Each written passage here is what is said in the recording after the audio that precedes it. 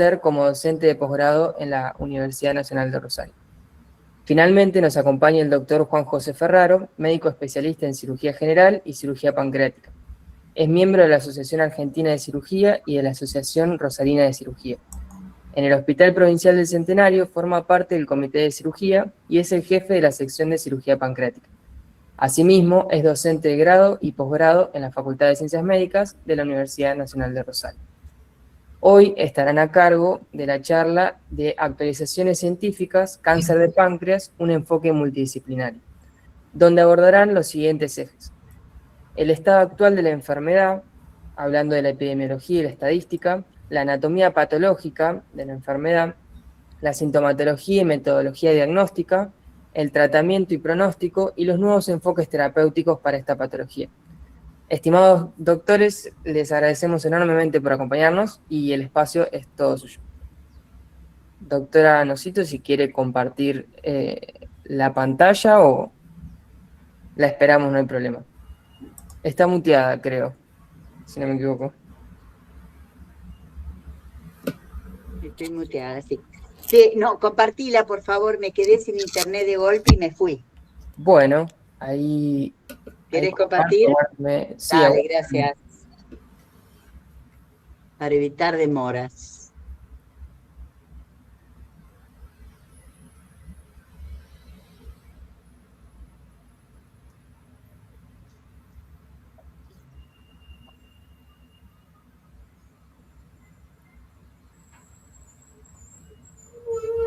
Dígame si se ve bien ahí.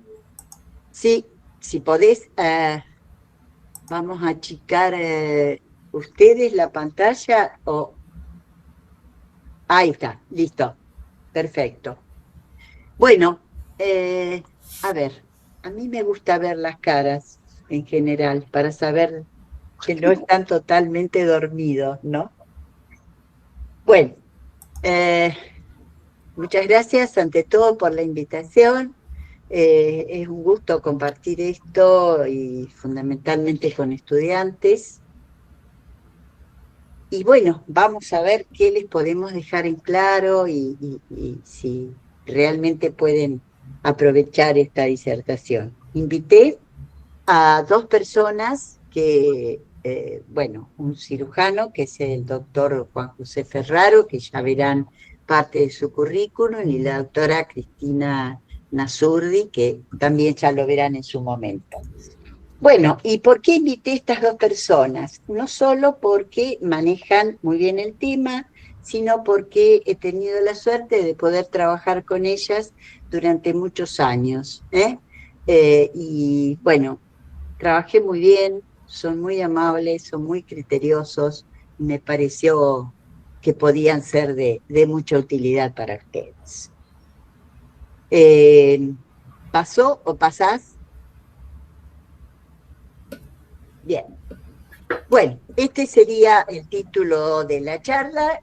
Un poco este es mi currículum. Yo soy patóloga, muchos años en la Facultad de Medicina de Rosario. Empecé desde chiquitita, después que terminé tercer año de la facultad. Y bueno, hace 3 años ya partí de la cátedra como profesora titular, lo cual fue realmente un gusto estar a cargo de esa cátedra. Bueno, también me sufrieron los residentes, porque estaba a cargo del servicio de patología, pero bueno, muchos dicen que algo aprendieron. Y bueno, como broche de oro tuve la suerte de poder estar como expresidente de la Sociedad Argentina de Patología, lo cual fue en parte un dolor de cabeza y en parte una experiencia realmente muy linda. Si continuamos con la próxima, bueno, un poco en general, que lo pueden ver ustedes, la epidemiología del cáncer de páncreas, ¿no? Yo siempre insisto con que uno debe poner el lugar de donde saca la información, ¿no? Porque si no parece que, bueno, no sabemos de dónde. Esto está sacado justamente de la Organización Mundial de la Salud, y entonces ahí ustedes tienen la incidencia, o sea, casos nuevos, la mortalidad y la prevalencia de lo que es el cáncer de páncreas. Lo pueden analizar después y está recuadrado lo que corresponde a Latinoamérica y América Central, que es fundamentalmente lo que les interesa. Vamos a la siguiente entonces, que mencionamos un poco los factores de riesgo que hablábamos el otro día con Cristina y Juanjo. Claro, en páncreas uno no puede hablar realmente de verdaderos factores de riesgo y hacer una relación. Se mencionan muchos, pero no hay ninguno, como por ejemplo uno tiene en pulmón o uno tiene a nivel de piel, ¿no es cierto?, que están perfectamente definidos. En páncreas hay muchos, pero ninguno tiene una relación importante. El tabaquismo, sí, bueno, pero el tabaquismo está fundamentalmente con el pulmón, ¿verdad? Un porcentaje de pacientes hace cáncer de páncreas, de acuerdo, pero hay mucha gente que fuma. Quizá la historia familiar, como factores como el síndrome de Lynch, el Poy-Jäger, algunas mutaciones de P53 y BRCA, bueno, sea lo más importante como para tener en cuenta. La pancreatitis crónica, sí, puede relacionarse, ya vamos a ver qué puede ocasionar una pancreatitis crónica. El sexo en general son pacientes de sexo masculino, pero bueno, tampoco es un factor predisponente eso, ni factor de riesgo. La edad es la que figura más o menos ahí. La diabetes, ya sea tipo 1 y tipo 2, también se menciona. Por Dios, pobre Helicobacter, le han echado la culpa de tantas cosas, y ahora también del cáncer de páncreas, lo relacionan. Y la dieta, la obesidad, bueno, etcétera, etcétera, son factores de riesgo, pero de un sinfín de patologías, ¿no es cierto? Vamos a la siguiente, por favor.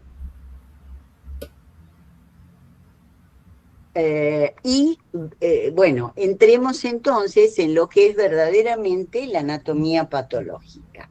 Esta clasificación está sacada de uno de los lugares donde nosotros mayormente nos dirigimos para ver las novedades de patología, que es el Pathology Outlines, y ahí tienen la dirección. Están todas las lesiones neoplásicas y no neoplásicas, absolutamente todos los órganos, y escritas por profesionales en general americanos con muchísima experiencia en el tema. Entonces, las lesiones preneoplásicas son esas: la neoplasia mucinosa papilar intraductal, las siglas, porque son muy largas, ¿no? Entonces se habla de siglas, la papilar oncocítica, la túbulo papilar, la neoplasia quística mucinosa y la intraepitelial pancreática. Vamos a ver en la siguiente, bueno, es un poquito pesada la diapositiva, pero no tuve otra posibilidad. Vamos entonces a la mucinosa, ¿no es cierto? Intra, que es mayor a 5 milímetros, y ahí tienen todas las características. Siempre hay que ver si afecta a los conductos principales o los conductos pequeños, Puede acompañarse de displasia de alto y de bajo grado. Si es bajo grado no nos hacemos problema. Sí, si es alto grado, porque es la que más se relaciona con el cáncer de páncreas. ¿Y qué va a hacer? Yo soy patóloga, pongo imágenes macroscópicas, esta es bastante dudosa, y la imagen histológica sí se ve muy bien. Acá la dilatación del conducto, y acá también dilatación del conducto, pero en esta zona, por supuesto, alguna atipía a nivel de los núcleos. En cuanto a la oncocítica, bueno, también tenemos un quiste, como ustedes ven acá, el tamaño es bastante grande, absolutamente infrecuente, jamás vi una. y lo que la caracteriza macroscópicamente es ese color, ¿no es cierto?, que tienen todas las neoplasias oncocíticas, ya sea de tiroides o ya sea de riñón. Y desde el punto de vista histológico, tienen quistes que están tapizados por esas características células oncocíticas con citoplasma acidófilo muy amplio, ¿no es cierto?, y núcleos sin mayor atipia. El túbulo papilar es una lesión de tipo polipoide. Esta foto, creo que es del Pathology, está muy buena, porque fíjense, es una lesión quística que tiene en su interior una formación pediculada. Acá está la lesión quística y ustedes pueden sacarla, ¿no es cierto? Y es bien como una lesión de tipo polipoide. Bueno, es más infrecuente, ¿no es cierto?, aún que la oncocítica. La mucinosa es una neoplasia grande, ¿no es cierto? Ya veremos los que nos dice Juan, ¿no? Puede tener displasia de bajo y de alto grado, puede asociarse a carcinoma, y para nosotros los patólogos lo característico es que esta neoplasia siempre tiene estroma ovárico, como uno puede ver acá. Esta es la zona de epitelio mucinoso y por debajo el estroma ovárico. Dentro de todo es la más fácil de diagnosticar. Y por último tenemos los PANIN, que son las neoplasias intraepiteliales. Son lesiones absolutamente microscópicas, no tienen traducción macroscópica, son distales, y se le ha dado mucha importancia porque son relativamente frecuentes y algunas de ellas se asocian a cáncer de páncreas. Vamos a ver la próxima. Yo no puedo pasar, ¿verdad? No. Acá, no, porque si estoy presentando yo, no. Por eso, estás presentando vos, así que va a seguir vos. Sí. Bien. Pero usted me Acá dice y yo lo paso, no hay problema. Sí, no hay problema. Acá tienen el PANIN. Esta terminología causó, creo que, serias peleas entre patólogos y cirujanos, porque realmente era un rompecabezas, nadie entendía nada. Después la WHO, la Organización Mundial, en el 2010, dijo, bueno, tenemos que simplificar esto porque realmente es una locura, ¿no? Entonces puso PANIN A, PANIN B, bueno, también era dificultoso el diagnóstico. Entonces, ahora, como gran parte de las lesiones epiteliales, ya sea a nivel del colon, a nivel del cuello uterino, vamos a la cosa dual, bajo grado y alto grado, que es mucho más simple y todos nos entendemos. Bajo grado, muy infrecuentemente se puede asociar con un carcinoma pancreático. En cambio, el ex-PANIN 3, que podría ser un SIN3 de cuello uterino, es el alto grado que sí puede relacionarse con un K de páncreas. Esta clasificación, si ustedes la quieren, un poco para leer más, ¿no es cierto?, con mayor detalle, fíjense, es del 2026, es sumamente nueva, les dejo el DOI por si alguno está interesado. Vamos a seguir adelante. Y dos palabras con respecto a la citología pancreática. Hay mucho escrito de citología pancreática. Personalmente le tengo mucho respeto y mucho miedo. Es muy difícil diagnosticar algo por citología en el páncreas. Lo que se recomienda en este momento, la Sociedad Internacional de Citología, es agruparla en diferentes categorías. No diagnóstica, es decir, mirá, discúlpame, de esto no te puedo decir nada. No es negativa ni es positiva. ¿Qué le pasa? Material atriccionado, muy poco material, áreas de necrosis, no puedo decir nada. Negativo, estoy viendo algo seguro, bien preservado, analizo las células, no le veo atipía y entonces le pongo negativo. Negativo para lesión neoplásica maligna. No descarto otras entidades. La tercera categoría es, les encanta a los citotecnólogos, citotécnicos y citopatólogos poner atípico. Fue una discusión que llevamos de años y bueno, ya basta, terminemos.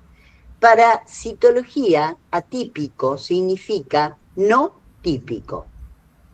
Para los patólogos, y realmente, Cristina y Juanjo, díganme si no, si uno les dice, y es una atipía de colon, es una atipía de glándula salival, ustedes enseguida están pensando en que es una lesión maligna, porque los patólogos decimos que lo atípico es maligno, pero la citología no, dice atípico es no típico. Bueno, otra categoría es neoplásica, pero benigna, u otras, pero no malignas, sospechoso de malignidad, bueno, puede serlo, pero no estoy segura, y positivo maligno, ahí sí no hay ninguna duda al respecto. Insisto en esto, es muy difícil,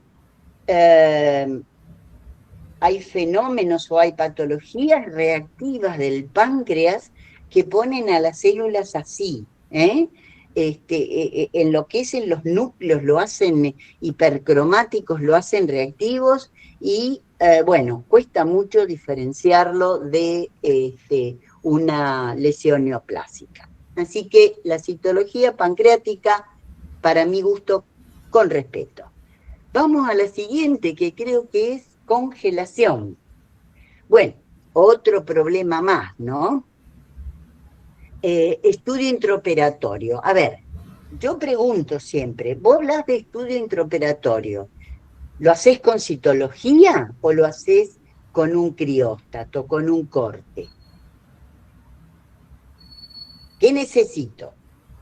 Cuando vamos a hacer cualquier estudio intraoperatorio necesitamos historia clínica, las imágenes. Puse feeling con el cirujano. Por suerte, con muchos tengo feeling. Llamás por teléfono y decís, contame un poquito la historia del paciente. Decime qué te parece. Pero de todas maneras, la congelación del páncreas es difícil. Si la vas a hacer con citología, y bueno, volvemos a lo mismo, ¿no es cierto? Es como una punción. Así que estamos en un páncreas, vos decís positivo y el cirujano va a hacer una pancreatectomía.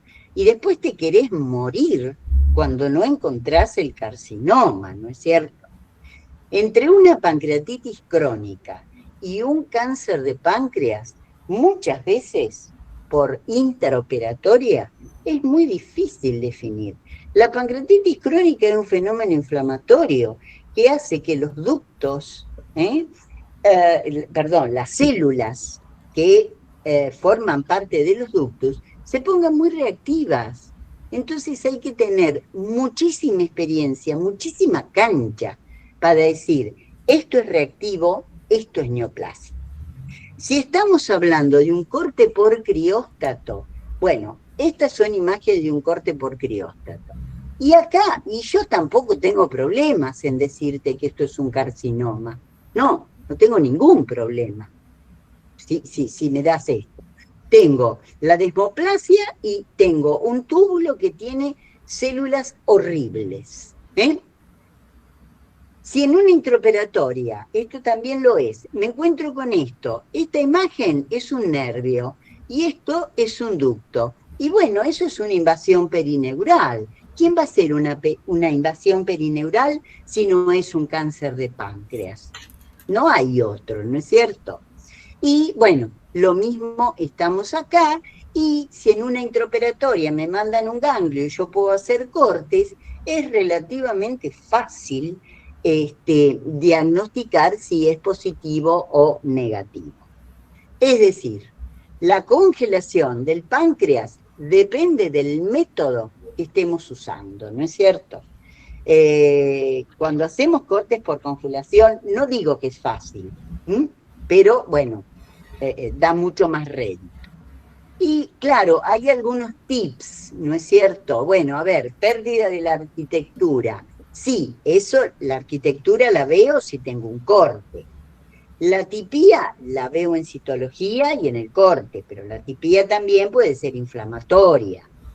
Cuanto más células sueltas hay, más posibilidades de ser neoplásico, porque la célula neoplásica pierde cohesión. Entonces, al perder cohesión, aparecen aisladas. Nosotros siempre decimos, los grupos cohesivos, mirarlos con mucho cuidado. Si hay mucha necrosis, bueno, una pancreatitis crónica en general no la tiene, pero son tips que van a ayudar. Pásame la siguiente, por favor.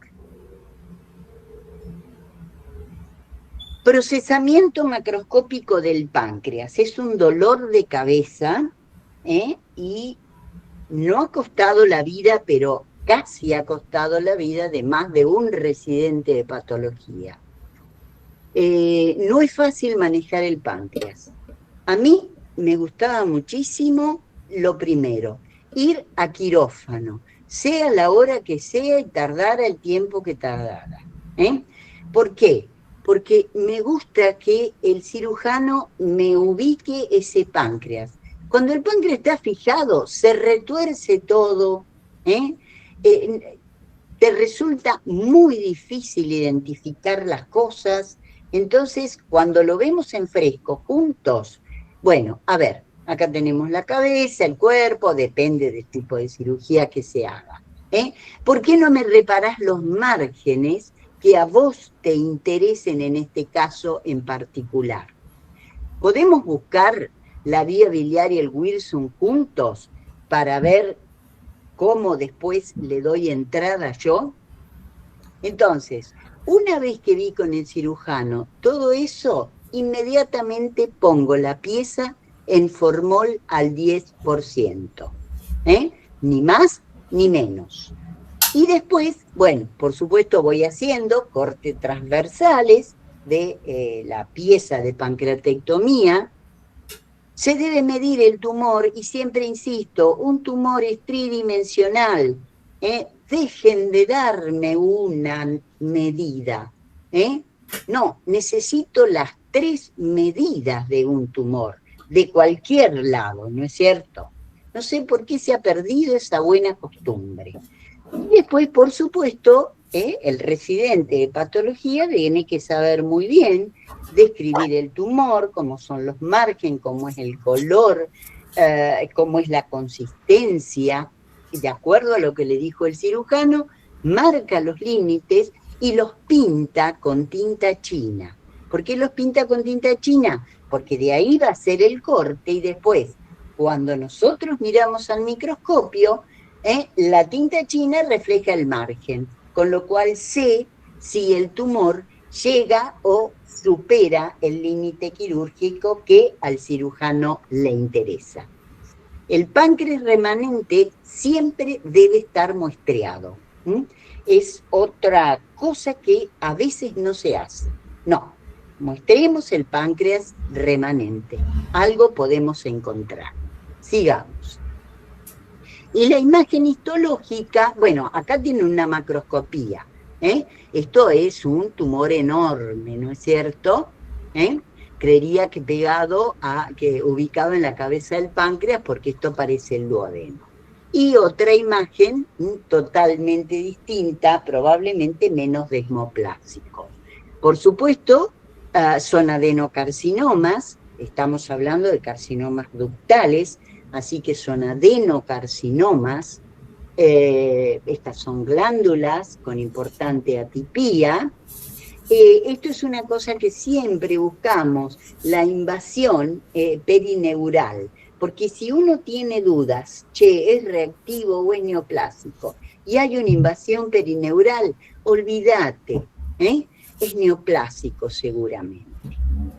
Vamos adelante. Y después, por supuesto, cuando uno diagnosticó que es un adenocarcinoma, debe ponerle el grado de diferenciación.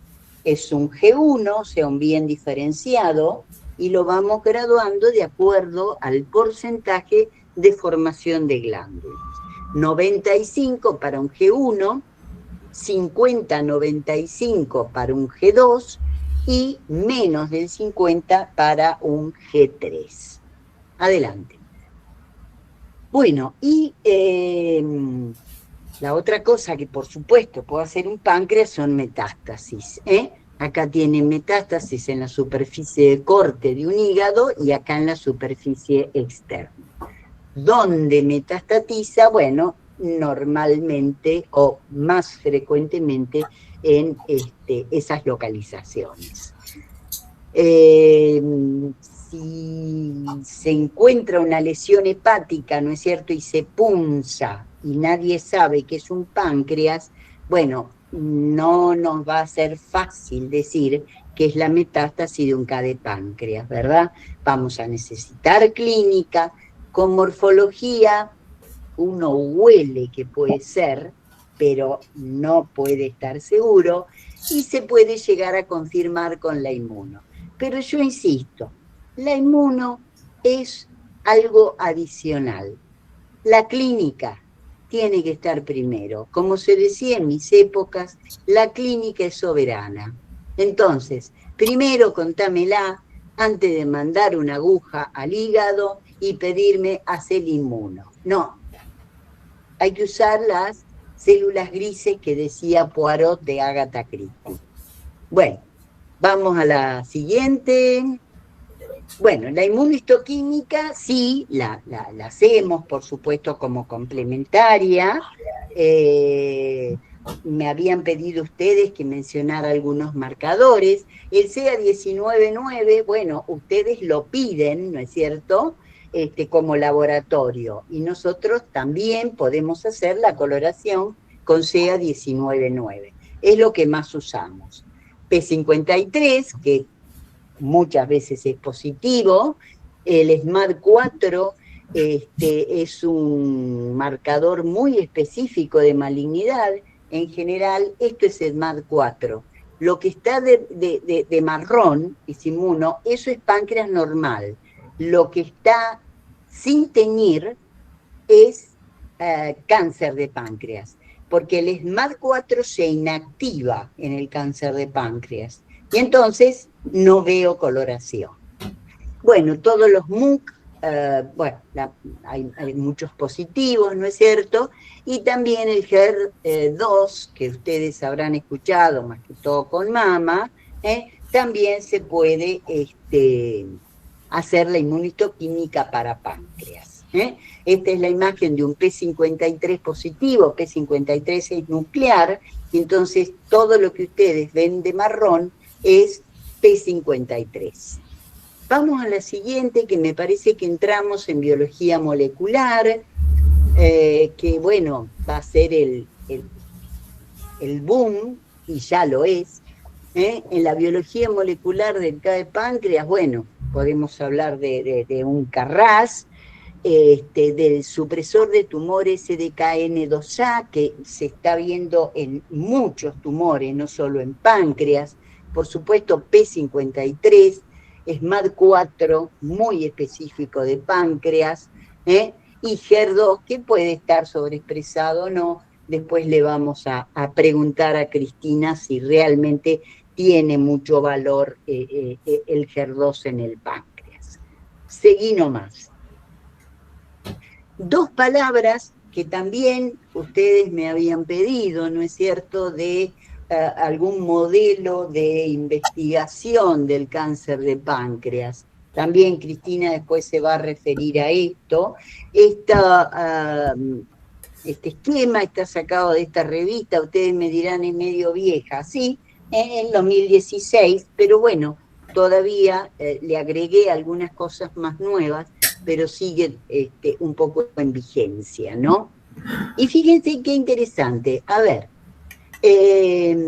la cosa no es una sola, es una combinación de elementos que pueden llegar a terminar en un K de páncreas. La inflamación y todo lo que aumenta los radicales libres, el estrés oxidativo, etcétera, etcétera, tan de moda todo lo de radicales libres, produce daño a nivel cromosómico, a nivel de sus telómeros, los agota.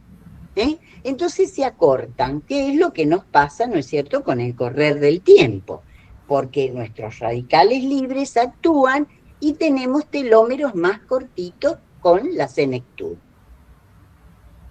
El Carras en general está mutado, y también sería uno de los factores que puede iniciar el cáncer de páncreas. El BRCA también puede estar mutado, ¿no es cierto? Y sería otro de los factores que podría llegar a interactuar. Entonces, comienza, por ejemplo, un estrés oxidativo. Tenemos un tejido normal. Acá aparece una célula con alteraciones nucleares. Por ejemplo, un panin-1. Ese panin-1, dijimos, tiene unos telómeros acortados. Pero, ¿qué pasa? Esa célula no es normal, tiene cierto grado de atipía y no quiere morir. Y por otro lado, tenemos la mutación de aquellos factores que actúan a nivel de los checkpoints. Entonces, como no quiere morir, activa la telomerasa. La telomerasa hace que los telómeros se alarguen, pero no de esta célula normal, sino de ella, del panin-1. Con lo cual puede o no pasar a un panin-2. Y a su vez, todos estos factores pasan acá, la flecha no estaba en el esquema, parte mía, que producen alteraciones a nivel cromosómico. Todas esas alteraciones a nivel cromosómico pueden llegar a ocasionar un panin-3 y si interactúa P53 mutada y SMAD4, DPC4 es lo mismo, se inactiva, bueno, ahí tenemos un combo que va a terminar en un cáncer de páncreas. Por supuesto, todo esto es un modelo, ¿no? Porque digamos que lo que se reconoce es que los impulsores del cáncer de páncreas son el Carras, el KN2A, P53 y SMAD4. BRCA queda un poquito aparte, pero también ya vamos a preguntarle un par de cosas a Cristina. Pasamos la siguiente. Bueno, y apareció en todos lados esto, avance histórico contra el cáncer de páncreas, que lo escribió Mariano Barbacid, que es un bioquímico español, ¿no es cierto?, que trabaja como jefe de oncología experimental en España, ¿no? Si quieren la cita, también está acá. ¿Qué pasó? Claro, hizo con ratones, ¿no? Y pretendieron, ¿no es cierto?, atacar en forma simultánea 3 blancos clave del tumor. Entonces, aplicaron un fármaco selectivo contra Carras, que teóricamente sería el principal impulsor de este cáncer, y contra el factor del epidermo growth factor y contra STA3. Que está sobreactivado en el 50% de las neoplasias, ¿no es cierto? Entonces, ¿qué hicieron como conclusión? Vieron que los tumores desaparecían completamente en los ratones que ellos habían utilizado y que después de más de 200 días sin tratamiento, los ratones no tenían recaídas y estaban libres de toxicidad por el tratamiento que le habían dado. Bueno, fue todo un boom, pero esto es a nivel experimental, ratón, ¿eh? No es aplicable en absoluto hoy al ser humano y menos aún decir que es un avance en el tratamiento del cáncer de páncreas para erradicarlo, ¿verdad? Porque creo que podríamos hacer daño. Entonces, sí, yo no lo sé realmente. Carras, Cristina, si vos tenés ese paciente, ¿tenés un fármaco blanco para darle? Sí, tenemos, pero no están aprobados en cáncer de páncreas. Ah, mira. Cuando el CAR-RAS está no mutado, entonces ahí utilizamos dos drogas, que son el cetuximab y el panitumumab. Estas dos drogas son frecuentes su utilización en cáncer de colon. Ahora han salido varios estudios con algunas mutaciones de un gen específico, que es el gen KRAS-G12C, que es en cáncer de pulmón, que también tenemos una droga específica que es el sotorasib. Pero en páncreas todavía no está. Pero bueno, uno podría en algún momento combinar estas drogas. En realidad la gente de Barcelona hizo una inhibición del CARRAS y el EGFR, con afatinib, que son las dos drogas que nosotros tenemos disponibles. Lo que no hay droga es para el STAT3, que eso es la droga que deberían desarrollar para inhibir las tres vías. Ah, está bien, claro, así podrías hacer las tres. ¿Y si tenés BRCA? Bueno, el BRCA sí tenemos, con la mutación del BRCA, tenemos drogas como es el olaparib, el niraparib. El único aprobado en páncreas es el olaparib. Ah, está bien. Bueno, buenísimo, sí, porque de esto no tengo idea, ¿no? Bueno, gracias, Cris. Y pasame la siguiente. Bueno, es la última y un gracias a ustedes. Y otro no gracias al cáncer de páncreas, que fue quien se llevó al maestro Luciano Pavarotti, ¿no? Hace unos cuantos años atrás. Pero bueno, nos queda la voz de Luciano y nos queda su recuerdo. Bueno, gente, lo dejo a Cristina o a Juanjo. Muchas gracias y después, si hay preguntas, solamente intentaremos contestarlas. Muchas gracias, Bien. doctora. Doctora Anazurdi, ¿quiere que compartir pantalla o quiere que comparta yo la presentación?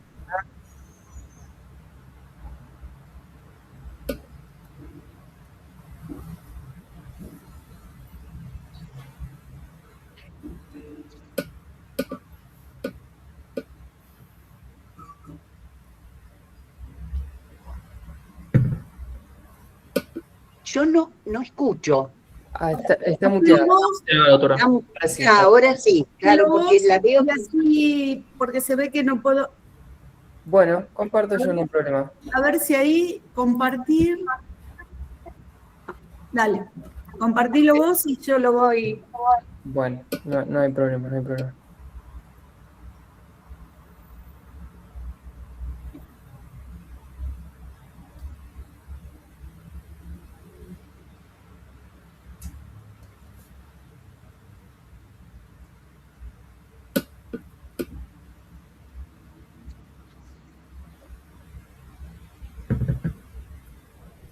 Ahí estamos, cuando quiera.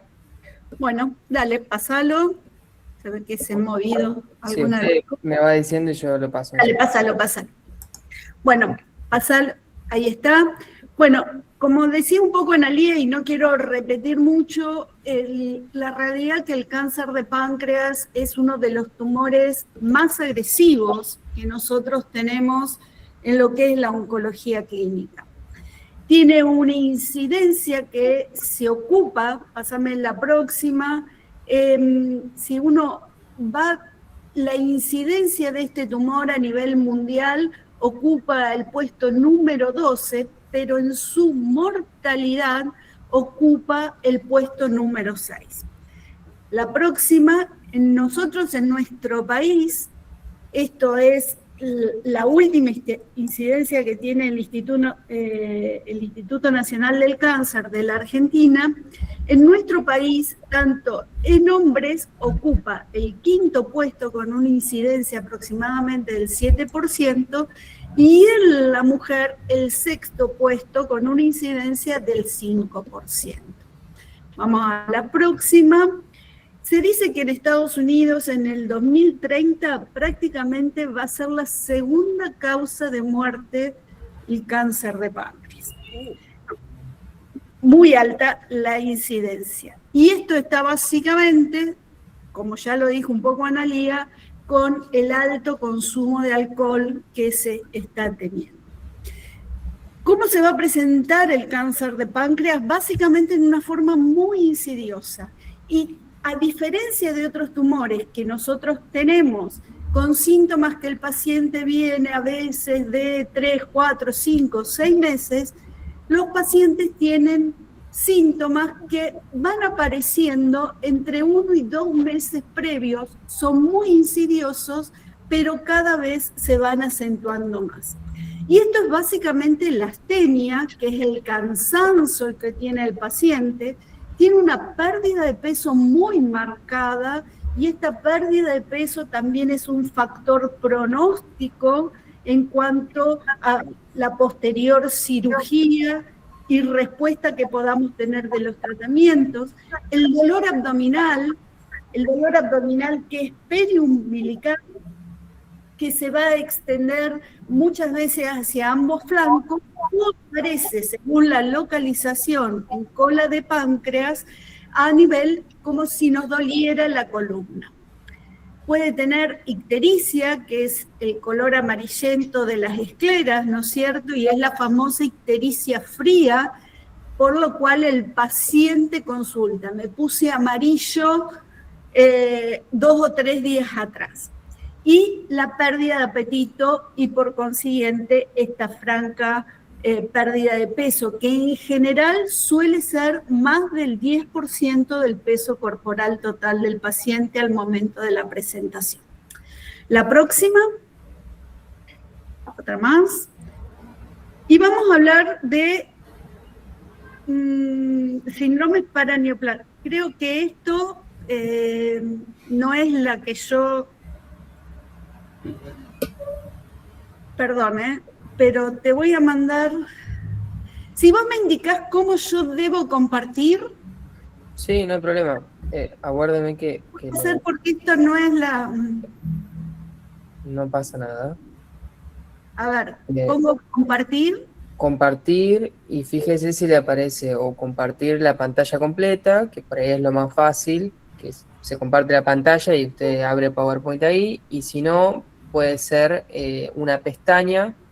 Ahí está. O una ventana. A ver si ahí y ahí. Ahí se está viendo completo, y si abre PowerPoint se va a ver la presentación. Ahí. Ahí se ve la presentación. Ahí está bien. Ahí sí, está. Sí. Si pone para presentar o si lo deja así, no hay problema. Sí.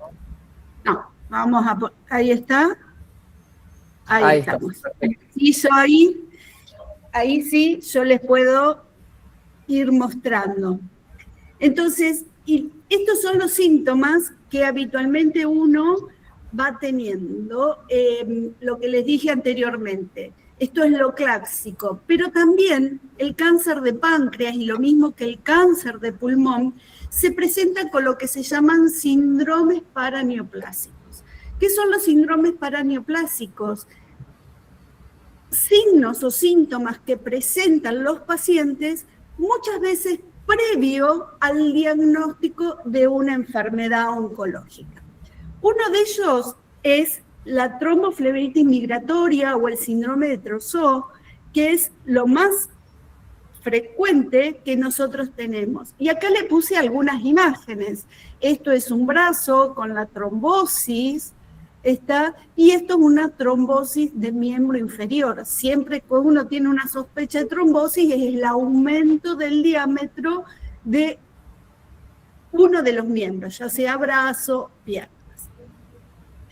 Las dermatosis paraneoplásicas son otros síndromes paraneoplásicos y ahí vamos a tener a la hipertricosis lanuginosa, que es cuando nos sale un montón de vellos, y esto Ana seguramente nos va a poder explicar mejor, pero en partes en donde habitualmente no tenemos. Esta es una nariz y ustedes ven más de cerca cómo le crece el vello.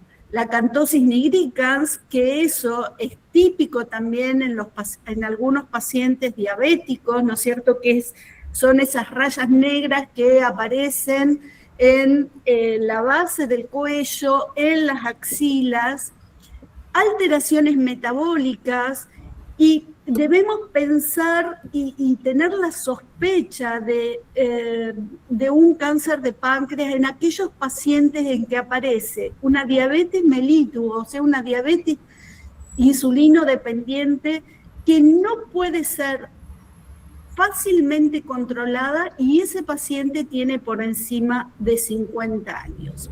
Y la otra alteración es la hipoglicemia. La hipoglicemia es una característica de los pacientes, muchas veces de los tumores de cola de páncreas. Y síndromes reumatológicos, y básicamente las paniculitis. Esta foto la obtuvimos de una paciente de 38 años, hace 15 días atrás, que cuando apareció de esta forma y a las 48 horas falleció con un diagnóstico de cáncer de páncreas.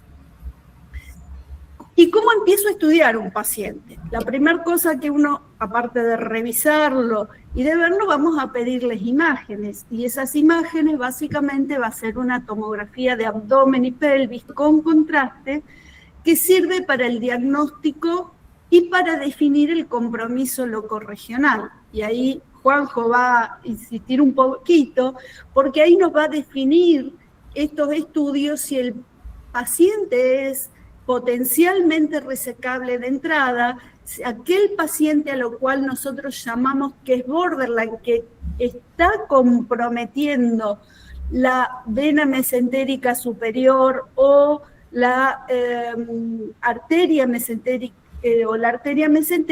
o es localmente avanzado en donde se compromete la totalidad y esto ya deja de ser quirúrgico, por lo menos de entrada. Resonancia de abdomen y pelvis con contraste, esto es útil para definir carcinomatosis peritoneal, compromiso hepático, y siempre, esta es la imagen en cabeza de páncreas, y siempre recordar que tanto la resonancia como la tomografía son métodos complementarios que van a ayudar a hacer un mejor diagnóstico y una estadificación del cáncer de páncreas.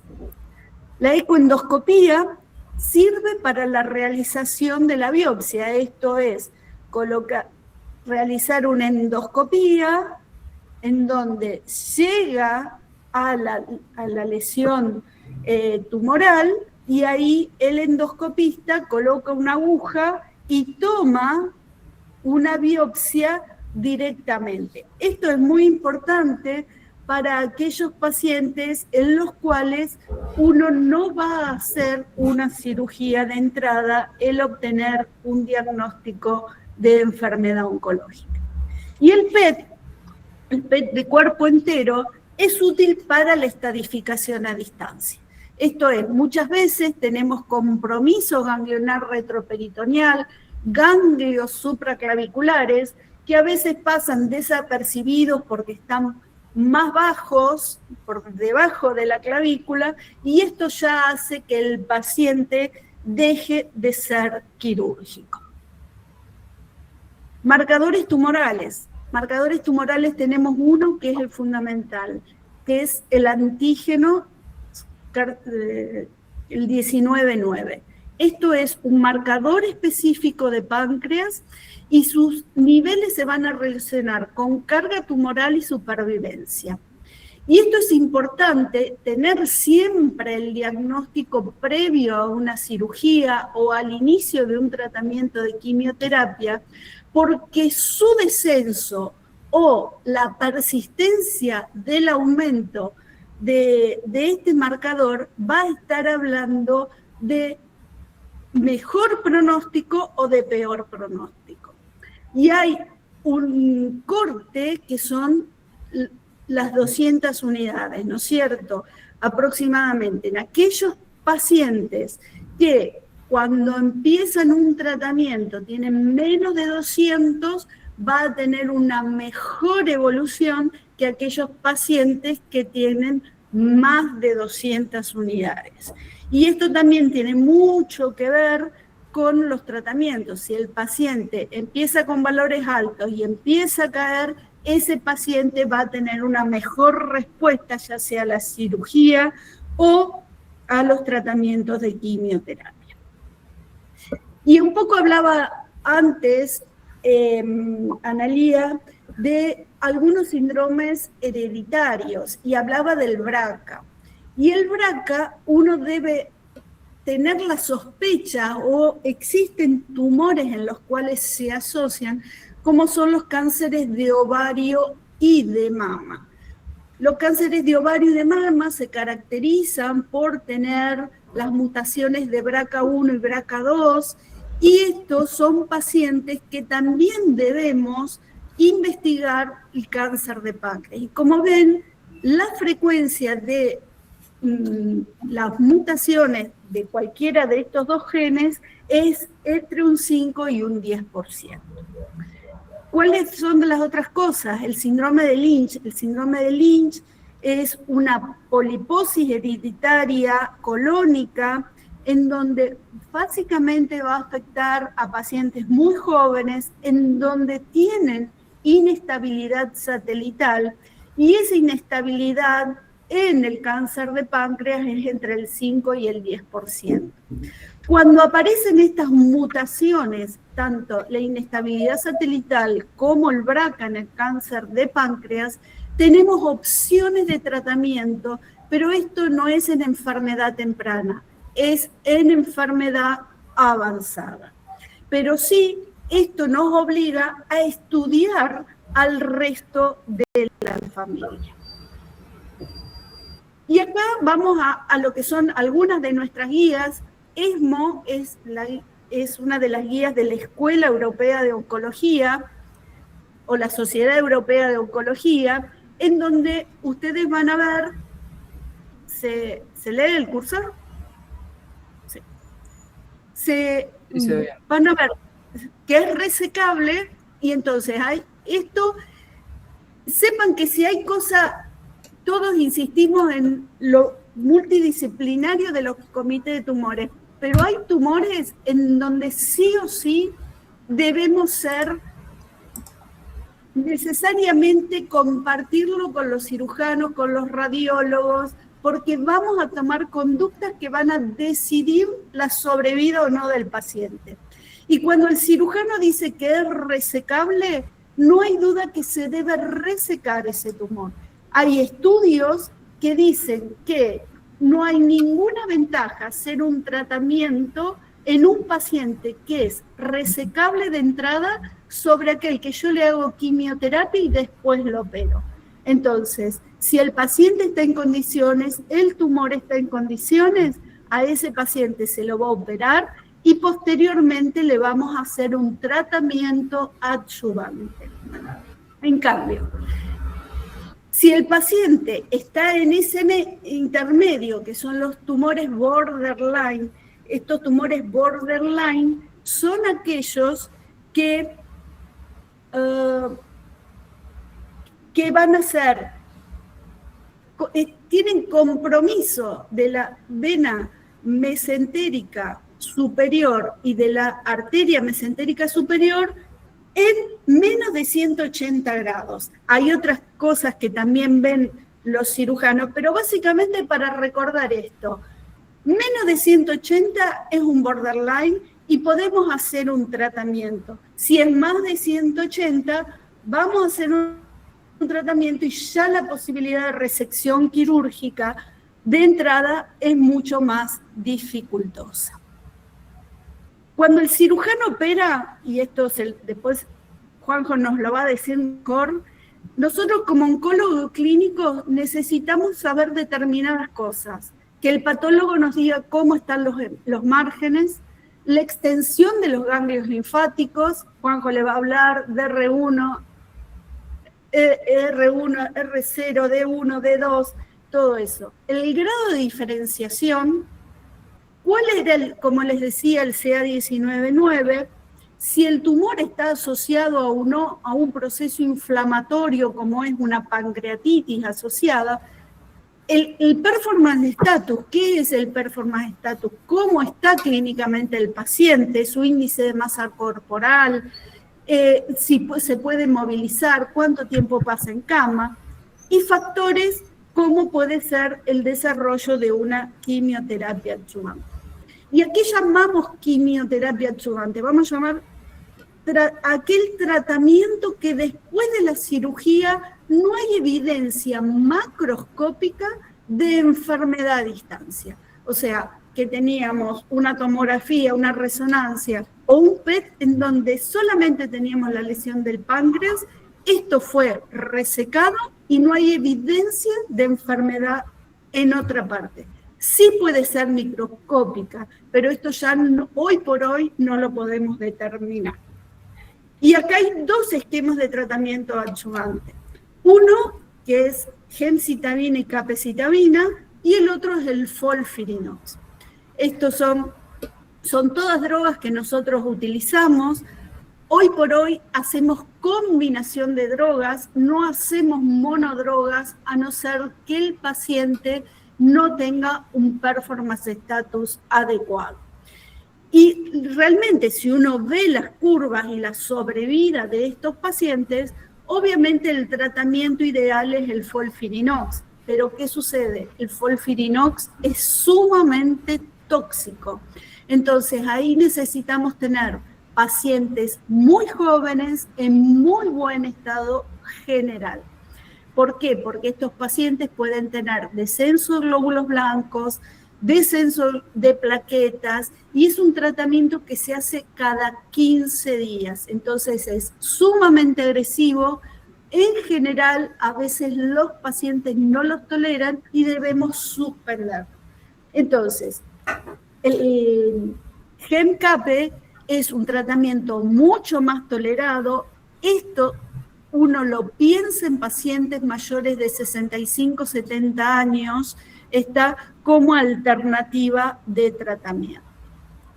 Y después vamos a ir a lo no quirúrgico, que es lo localmente avanzado, en el cual ya ahí no tenemos la posibilidad de un tratamiento quirúrgico. ¿Cuál es el upfront?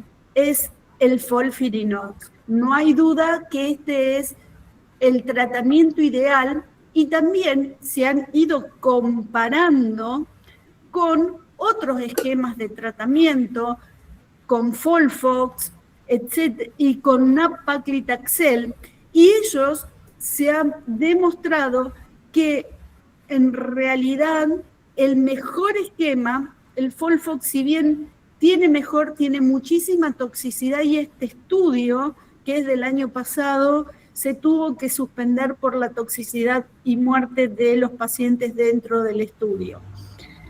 Y la sobrevida media de estos pacientes es de alrededor de 32 meses. Pese a todo esto que decimos, que tenemos nuevas drogas, que estamos buscando otras alternativas, bueno, como ven, la sobrevida de los pacientes con cánceres de páncreas no es muy lejana. Ninguno, o la gran mayoría, vive más allá de los 2 o 3 años en excelentes condiciones. Ustedes ven que pacientes que se ha hecho la cirugía, su sobrevida es entre 13 y 20 meses. Aquello, el 75-80% de los pacientes van a fallecer de recurrencia local o a distancia. Y la sobrevida de todos ellos, insisto, y se dice que un promedio de un paciente de cáncer de páncreas en estadio 4, o sea, ya metastásico, no supera entre los 6 y los 12 meses de la sobrevida.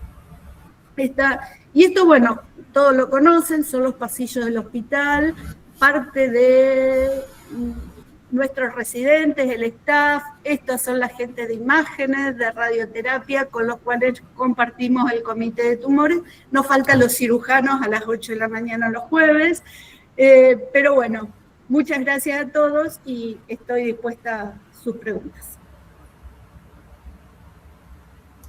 Muchas gracias, doctora, por su presentación.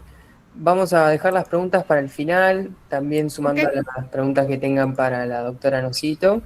Y si le parece, doctor Ferrero, si quiere presentar usted o me comparte para presentar, como le parezca.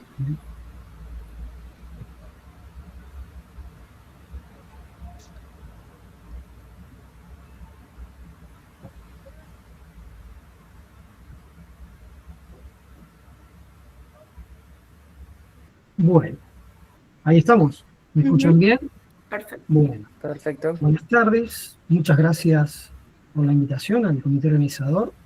Gracias por los mimos de la doctora Nocito. Yo con la doctora Nazurdi todavía compartimos el famoso comité de tumores del Hospital Centenario y, por cierto, extrañamos a la doctora Nocito mucho.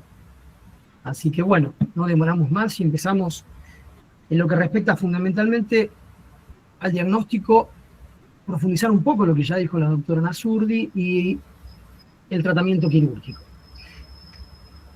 Cáncer de páncreas, o mejor dicho, el páncreas se lo ha bautizado como el villano del abdomen. Es un órgano muy malo por donde uno lo vea, ¿no? Porque todo lo que hace, todo lo que enferma, todo lo que produce siempre termina siendo con un pronóstico bastante sombrío. Entonces trataremos al final de abrir algún panorama un poco más esperanzador o que él salga al sol en alguna manera para no tenerlo tan por debajo a este órgano.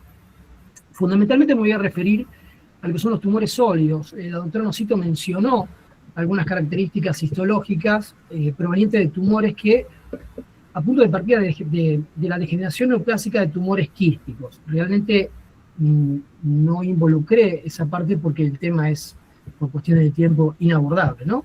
Pero en general, a modo de resumen, muchos de los tumores de alto grado provenientes de la degeneración neoplásica de un tumor quístico terminan o se parecen en cuanto al pronóstico a lo que es el adenocarcinoma ductal, que desgraciadamente conlleva el 90% de todos los tumores malignos que se presentan en páncreas.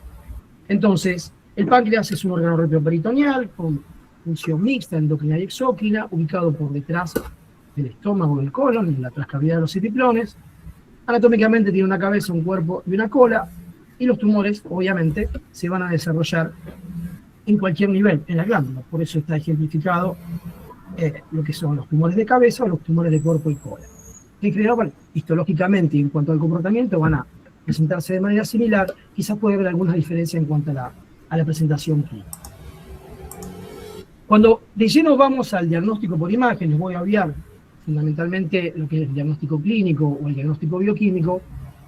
Muchos de ellos se diagnostican por ecografía. En realidad la ecografía lo que hace es detectar alguna lesión de gran tamaño, importante, solamente a título informativo, no tiene ninguna utilidad en lo que respecta al diagnóstico del cáncer de páncreas. Sí vamos a pasar a la tomografía multi-slice, ya algo mencionó Cristina, donde a los fines diagnósticos nos va a arrojar algunos datos, fundamentalmente, como signos directos, la masa ocupante de espacio.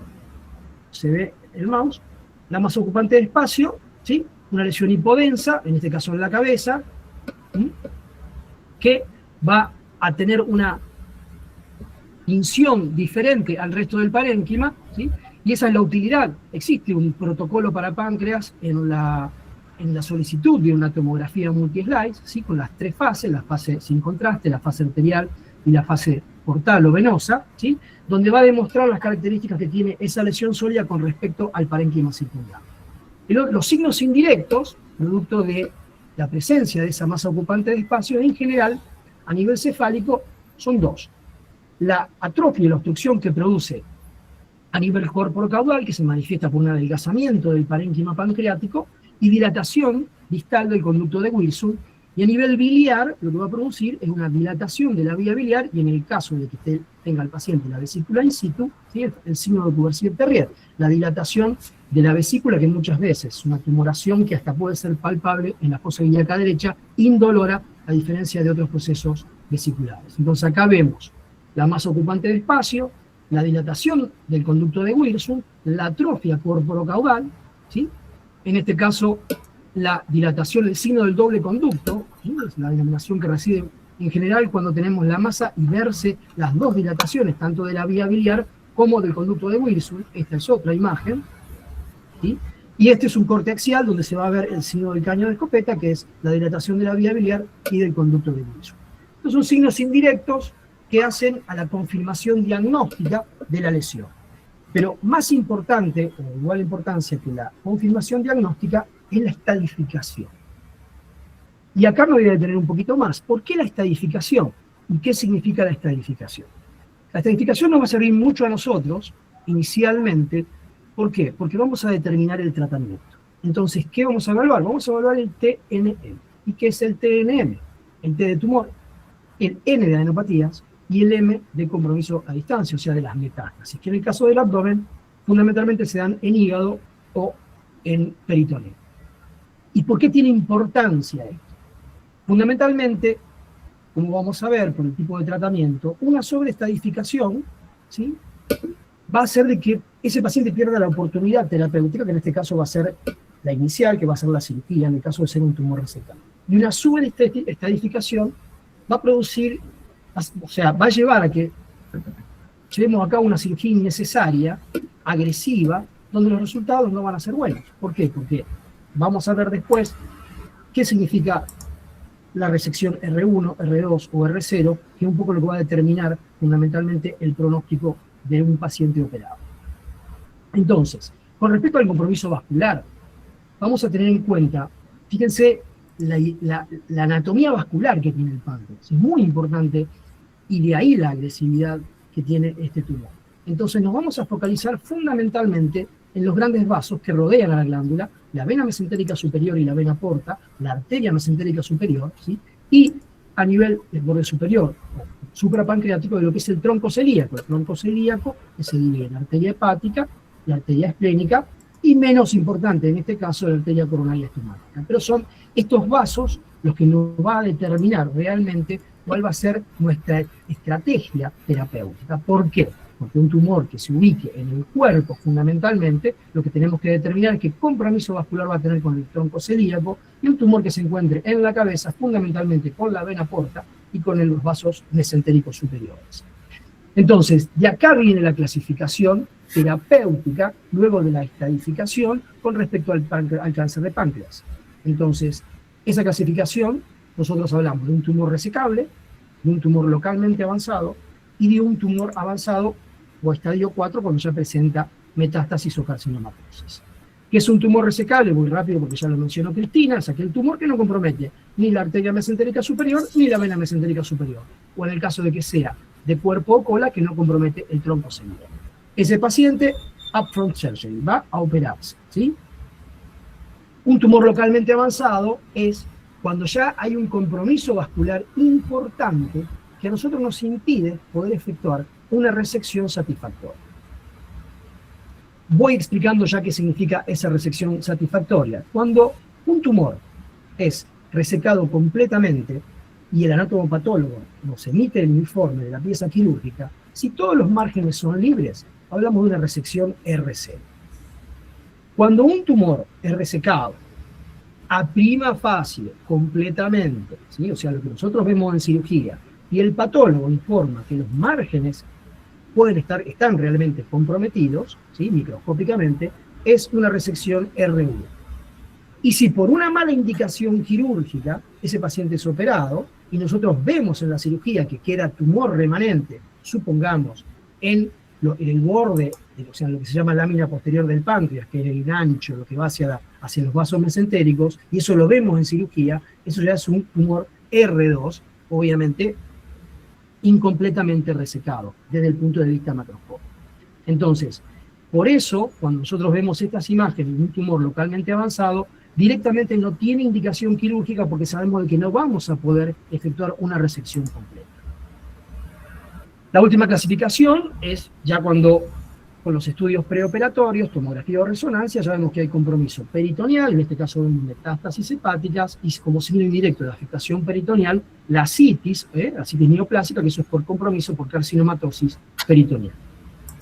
Pero aparece una instancia intermedia, ¿sí?, que también lo mencionó Cristina, que es el tumor borderline. ¿Y qué es el tumor borderline? Es aquella lesión ni claramente resecable, ni claramente irresecable, pero con altas chances de que no podamos efectuar una resección satisfactoria. Es el intermedio entre lo que es un tumor localmente avanzado y lo que es un tumor resecable. Entonces, a modo gráfico, lo vamos a ejemplificar de esta manera. Esto es arteria, esto es vena y esto es tumor, o sea que esto es resecable. Esto es vena y esto es arteria y esto es tumor. Esto es un localmente avanzado porque el tumor engloba los vasos. Y acá está todo este gráfico que agregamos, está lo que es ese intermedio llamado borderline. Entonces, hay dos elementos que van a leer con frecuencia, que es el abutment y el encasement, que significa que el tumor toca la vena o la arteria, o que el tumor engloba parcialmente la vena o la arteria, y son esos famosos 180 grados que van a determinar si ese paciente va a quimioterapia o ese paciente va a cirugía. No los voy a confundir mucho con esto, pero entiendan de que hay una instancia donde es el análisis individual de las imágenes en conjunto con los otros especialistas, donde nosotros decidimos en ese gris hacia dónde vamos, hacia la cirugía o hacia el tratamiento oncológico. La resonancia ya estuvo un poco explicada por Cristina también. Es una alternativa en pacientes alérgicos al yodo, cuando no podemos, nosotros tenemos, ya mencioné de que el contraste endovenoso es muy importante para definir las características de la lesión. El paciente alérgico al yodo, la resonancia es el estudio ideal para reemplazar a la tomografía. Y lo otro que agrega, muchas veces, hay un diagnóstico diferencial muy frecuente, que es la pancreatitis crónica en los pacientes con patología pancreática. Y ya de por sí la pancreatitis crónica es un factor predisponente para el cáncer de páncreas. Entonces muchas veces la resonancia, en una de sus secuencias, de sus fases, que es la difusión es la dificultad que tiene el paso del agua a través de un tejido. Entonces, cuando ese tejido tiene mucha celularidad o es muy denso, las moléculas de agua van a pasar muy lentamente. Eso es lo que va a estar informado como restricción a la difusión. Y eso es típico de los tumores, fundamentalmente. Obviamente que el hecho de que se haga contraste endovenoso también nos va a determinar el compromiso vascular y tiene mejor sensibilidad en el caso de la detección de las metástasis intraabdominales, fundamentalmente en hígado o en peritoneo. La resonancia tiene un componente que es la colangioresonancia, que nos va a dibujar mucho mejor lo que es la anatomía biliar y ductal. Acá vemos en esta foto dónde está la obstrucción y lo que se veía en la tomografía con los cortes coronales, que es la dilatación de la vía biliar y la dilatación del conducto pancreático principal, del Wilson, ¿sí?, con este aspecto irregular, aserrado, que esto sumado al elemento obstructivo detallado en las imágenes, prácticamente hace diagnóstico. Por supuesto, la evaluación de otros órganos sólidos como el hígado y la diseminación metastásica. ¿Qué pasa con la ecoendoscopía? Es el más sensible de todos, hoy. Hoy es el elemento, cuando hablamos de sensibilidad, es la posibilidad que un estudio por imágenes, ¿sí?, tiene de detectar lesiones que son muy pequeñas, ¿sí?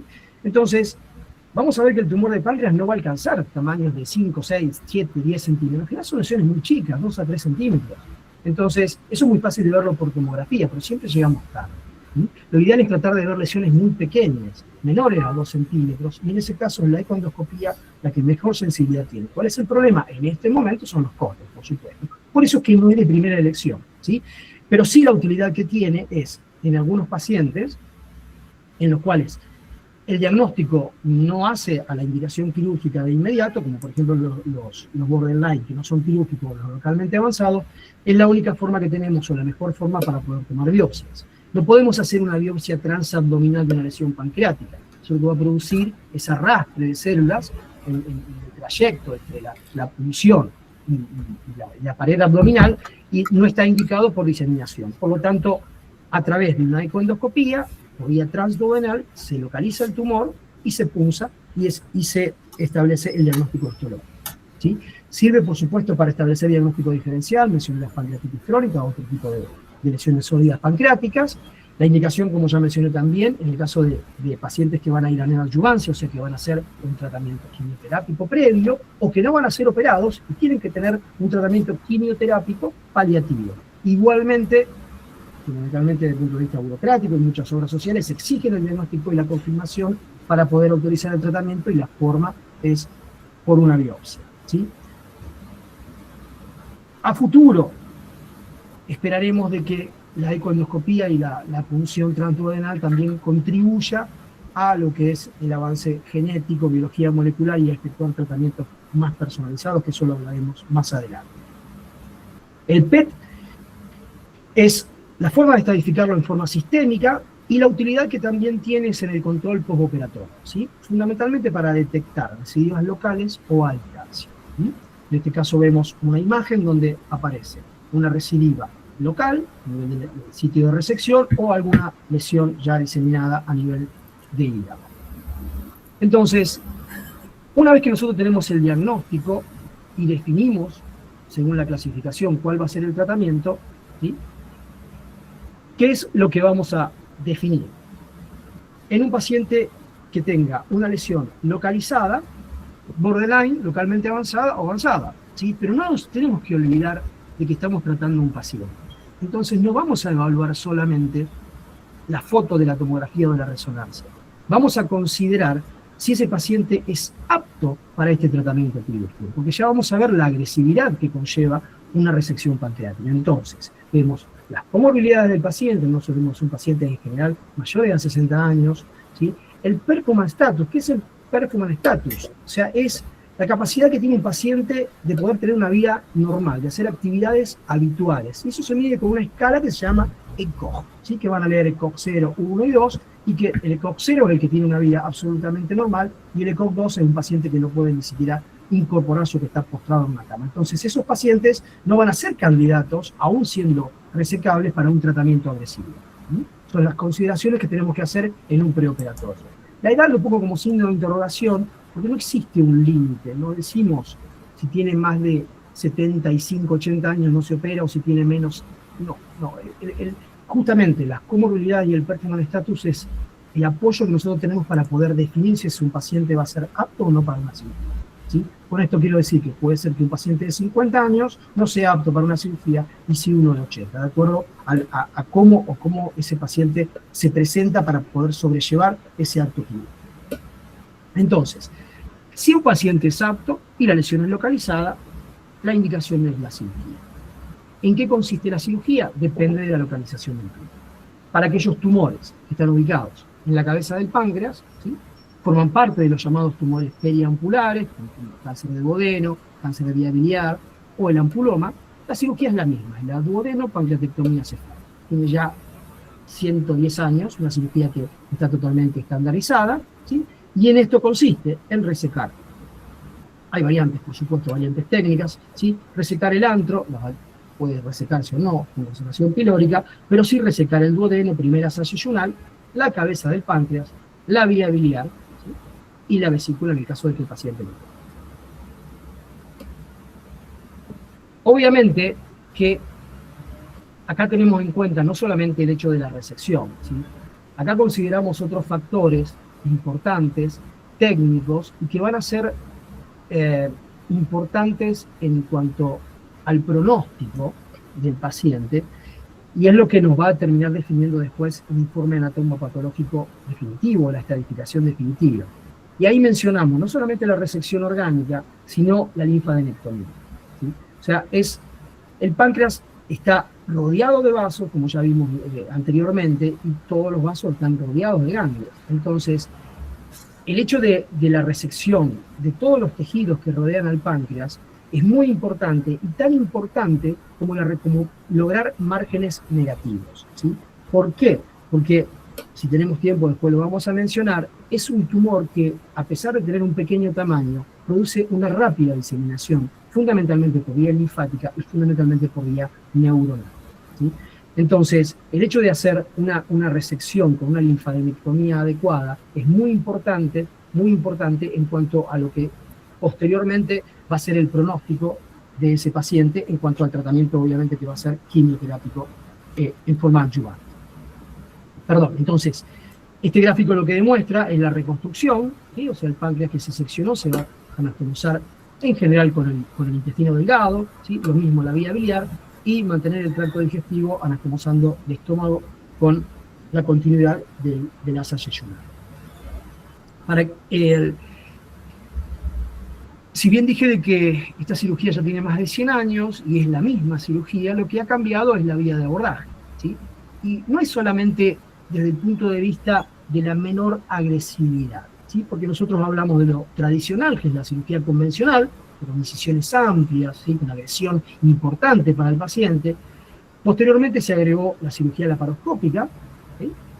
Y actualmente lo que está en desarrollo es la cirugía robótica. Entonces, no es solamente el nivel de agresividad que tenemos, porque en última instancia la agresividad es parietal, si vamos a los hechos, solamente hacer una incisión amplia o manejarnos por funciones, porque en última instancia la cirugía es exactamente la misma. Esto es una pieza del duodeno páncreas, ¿sí? Entonces, ¿qué es lo importante? Es la visión, la magnificación y el mejor detalle que nos da la disección a nivel tumoral, a nivel pancreático, a nivel de órganos vecinos, a nivel fundamentalmente ganglionar. La visión magnificada es lo que te permite justamente llegar a ese gol estándar, entre comillas, que es esa correcta linfadenectomía y resección en bloque de todos los tejidos que rodean al tumor, y de estar, entre comillas, seguros, desde el punto de vista macroscópico y asociado a lo que vimos por imágenes, que esa resección va a ser satisfactoria. Si el tumor se encuentra a la derecha a la izquierda, perdón, del eje mesentérico portal, la indicación es hacer una pancreatectomía corporocaudal más esplenectomía. O sea, la cirugía siempre es la misma, sacar cuerpo y cola de páncreas y el vaso. De igual manera que, como sucede con las pancreatectomías derechas, o sea, con las duodenos pancreatectomías, la linfadenectomía, el correcto vaciamiento ganglionar y de todo el tejido graso que rodea al páncreas, incluye también en cuanto al pronóstico y en lo que se busca con la resección en cirugía. Obviamente que de igual manera que con lo que pasó, lo que mencioné, del abordaje mini-invasivo de la duodenopancreatectomía, lo mismo sucede con las pancreatectomías izquierdas, tanto desde el punto de vista laparoscópico como robótico. Entonces, en resumen, si el tumor es resecable, ese paciente va a cirugía y siempre va a ser un tratamiento adyuvante. ¿Por qué? Porque se considera que el adenocarcinoma ductal es una enfermedad sistémica de entrada. Por lo tanto, no hay que analizar paciente por paciente si el paciente es apto después de la cirugía. Si fue apto para la cirugía, va a ser un tratamiento adyuvante. Cuando el paciente tiene un tumor borderline o localmente avanzado, ese paciente no va a cirugía, ¿sí? Y lo que va a hacer es un intento de downstage, de recuperación de ese paciente para ver si ese tumor puede, lo que en su momento no fue resecable o considerado resecable, llegar a esa instancia de resecabilidad. O sea, llegar a esa instancia de una resección RCD. Y eso es lo que hace la neoadyuvancia, ¿sí? No siempre tiene buenos resultados, eso depende del tumor propiamente dicho, pero en el caso de que, obviamente, ¿qué es lo que se hace? Se hace una biopsia de la lesión, que como mencioné anteriormente se hace por ecoendoscopía, el paciente hace tratamiento neoadyuvante, se vuelve a reestadificar, se controla el CA19-9, se controlan las imágenes, y si la evaluación multidisciplinaria determina que es un paciente apto para cirugía, va a cirugía.